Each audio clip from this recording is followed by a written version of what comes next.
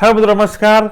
જે અમેરિકામાં હાલ ચાલી રહ્યું છે, ગેરકાયદેસર રીતે રહેતા લોકોને દેશની બહાર છે ડોનાલ્ડ ટ્રમ્પ છે કરી રહ્યા છે, એની પાછળનું મૂળ કારણ શું છે? શા માટે ડોનાલ્ડ ટ્રમ્પને આવું હુજ્યું છે અને શા માટે દેશની બહાર દરેક લોકોને કરી રહ્યા છે? એની પાછળ કોઈ ઘટના છે કે કેમ? જે સોશિયલ મીડિયા અને અમેરિકામાં જે ભારતીયો રહે છે એ લોકો પાસેથી મળતી માહિતી મુજબ અમેરિકામાં 22 ફેબ્રુઆરી 2024 દિવસે એક એવી ઘટના બને છે. એક 22 વર્ષની દીકરી પર બળાત્કારના ઈરાદે છે એની હત્યા થાય છે અને બાદમાં પૂરા અમેરિકામાં હાહાકાર મચી જાય છે કે આવા મહાસત્તા પર રહેલ દેશમાં પણ મહિલાઓ દીકરીઓ છે સુરક્ષિત નથી. અને કેસ બાદ ત્યાંની સરકારે ત્યાંની વિપક્ષમાં રહેલી પાર્ટી અમેરિકામાં જે આ ક્રાઇમ થઈ રહ્યા છે એને ઘટાડવા માટે, એને નાબૂદ કરવા માટે, એને જડમૂળમાંથી હટાવવા માટે એક મુહિમ ચાલુ થાય છે. જે રીતે ભારતમાં દિલ્હીમાં નિર્ભયા કાંડ થયો હતો એ જ રીતે અમેરિકામાં 22 વર્ષની નર્સિંગમાં અભ્યાસ કરતી માસૂમ બાળકી પર બળાત્કારના ઈરાદે છે એને જાનથી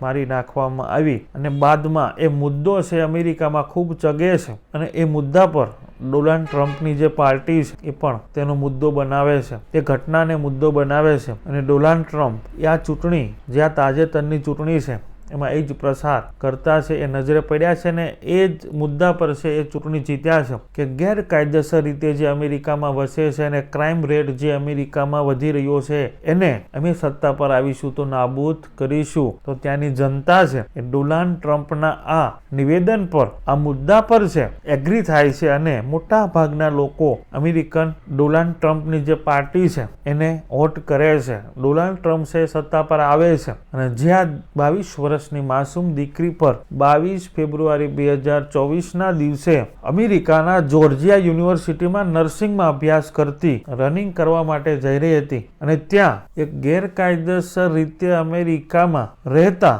વ્યક્તિએ આ નર્સિંગમાં અભ્યાસ કરતી 22 વર્ષની બાળકી પર બળાત્કાર કરવાના ઈરાદાથી છે હુમલો કરે છે અને જાનથી મારી નાખે છે. અને આ ઘટના બાદ છે હડકંપ મચે છે. અમેરિકામાં એ દીકરીના નામ પરથી જ એક્ટ બનાવવામાં આવે છે, લેકન રેલી એક્ટ. અને આ પૂરા અમેરિકામાં જે મુદ્દો ચગ્યો, બાદમાં ડોનાલ્ડ ટ્રમ્પે પણ એ મુદ્દાનો, એ ઘટનાને છે મુદ્દો બનાવી અને માત્ર મુદ્દો જ નહીં પરંતુ એના પર કાયમ પર રહે છે. ચૂંટણી જીત્યા બાદ જે આ દીકરી સાથે બન્યું છે એ દીકરીને સાચી શ્રદ્ધાંજલિ આપવા માટે અમેરિકામાં જે આવા ગુનેગાર ગેરકાયદેસર રીતે આવેલા છે એ લોકોને છે દેશની બહાર છે કરી રહ્યા છે. તો મોટાભાગના લોકોનું એવું કહેવું છે કે આજે અમેરિકામાં ગેરકાયદેસર રીતે જે લોકો રહે છે એ લોકોને એક ઝાટકે અચાનક છે ડોનાલ્ડ ટ્રમ્પ આવો નિર્ણય છે એ શા માટે લીધો છે? તો આ એની પાછળ એક ઘટના છે કે ભલે એને મુદ્દો બનાવ્યો છે, મુદ્દો બનાવ્યા બાદ એ જીત્યા છે, જીત્યા બાદ છે એના પર કાયમ રહ્યા છે. જે રીતે દિલ્હીમાં નિર્ભયા કાંડ છે એ થયો તો એ રીતે સેમ ટુ સેમ છે અમેરિકામાં આવી ઘટના બની અને 9 મહિનામાં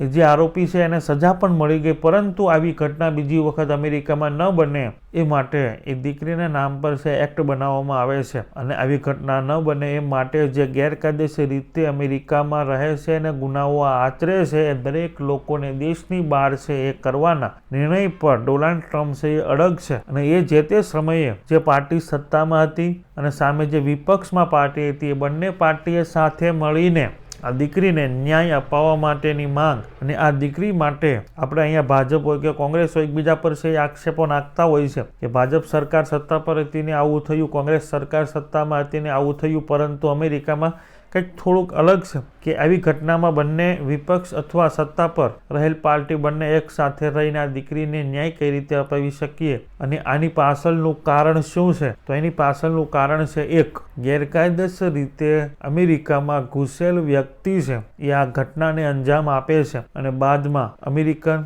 સરકાર અથવા વિપક્ષ છે એ આવા જે ગેરકાયદેસર અમેરિકામાં રહેતા જે ક્રિમિનલ લોકો છે એ લોકોને દેશની બહાર છે કરવાનો નિર્ણય કરે છે અને એના પર ડોનાલ્ડ ટ્રમ્પ છે એ હાલ અડગ છે અને લોકોને અમેરિકાની બહાર છે એ કરી રહ્યા છે. અમેરિકામાં ક્રાઇમ રેટ છે ખૂબ વધી રહ્યો છે. આપણે ઘણા બધા વિડીયો બનાવ્યા છે કે ગુજરાતી લોકો જે અમેરિકામાં વસે છે રાત્રે કોઈ પાર્ટીમાંથી કોઈ પોતાના જોબ પરથી જે ઘરે આવતા હોય છે તો એના પર એટેક થાય છે. લૂંટ કરવા માટે, ચોરી કરવા માટે એને રોકી આઈફોન હોય, ઘડિયાળ હોય, ગોલ્ડ હોય, દરેક વસ્તુ લઈને એને છે જાનથી મારી નાખવાની ઘટના પણ આપણે જોઈ છે, આપણે વિડીયો પણ બનાવ્યા છે. ઘણા બધા ગુજરાતીઓ સાથે વિદેશમાં આવી ઘટનાઓ છે એ બનતી હોય છે, અમેરિકામાં પણ બની છે. તો ડોનાલ્ડ ટ્રમ્પની સાથે જે કાયદેસર રીતે અમેરિકામાં રહે છે એ લોકો સપોર્ટ શા માટે કરે છે? કેમ કે એ લોકો અસુરક્ષિત ફીલ કરે છે.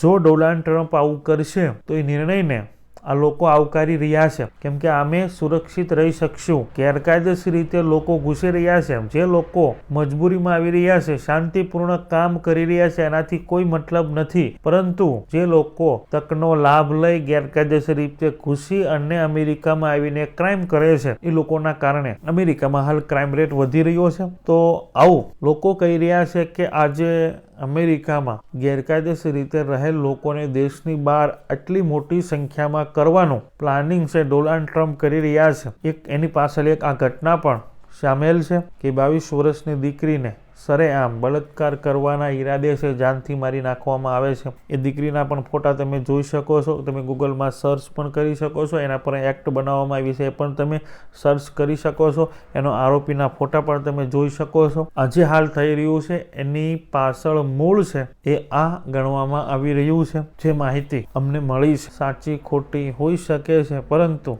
જે સૂત્રો દ્વારા માહિતી મળી છે એના પરથી જે માહિતી મળી છે એ મુજબ અમે વાતચીત કરી રહ્યા છીએ. તમારું શું કહેવું છે? આજે અમેરિકામાં ડોનાલ્ડ ટ્રમ્પ કરવા જઈ રહ્યા છે એ રાઈટ છે કે કેમ? શું આવી જ રીતે ભારત દેશમાં આવું થતું હોય? અમે બાંગ્લાદેશી કે પાકિસ્તાની કે નેપાળી લોકો છે અનલીગલી રીતે ભારતમાં ઘૂસે છે અને ભારતમાં આવીને ક્રાઇમ કરતા હોય તો ભારત દેશના વડાપ્રધાન છે આવું એક્શન લે તો આપણે એને સાથ આપીએ કે કેમ? એ રીતે વિચારીએ તો જે ડોનાલ્ડ ટ્રમ્પ કરી રહ્યા છે એ બરોબર કરી રહ્યા છે એવું ત્યાંના મૂળ ગુજરાતી અને મૂળ ભારતીયો જે કાયદેસર રીતે રહે છે એ લોકો પણ માને છે. તો આના પર તમારું શું કહેવું છે? તમારા વિચારો છે એ જરૂર રજૂ કરજો. અને શું આની પાછળ આ સ્ટોરી છે એ છે કે કેમ, એમાં પણ તમારા વિચારો છે એ રજૂ કરજો. અમારી ચેનલમાં ભારતમાં અને ગુજરાતમાં જે બી ઘટનાઓ ઘટતી હોય છે તેને સરળ ભાષામાં સમજાવતો હોય છે. આવા વિડીયો જોવા માટે અમારી ચેનલને તમે સબસ્ક્રાઇબ કરી શકો છો. તમારું એક સબસ્ક્રાઇબ કરવું, તમારે એક લાઇક કરવી, તમારે એક સરસ મજાની કમેન્ટ કરવી, જેનાથી અમને આવા વિડીયો બનાવવા માટે પ્રોત્સાહન મળતું હોય છે.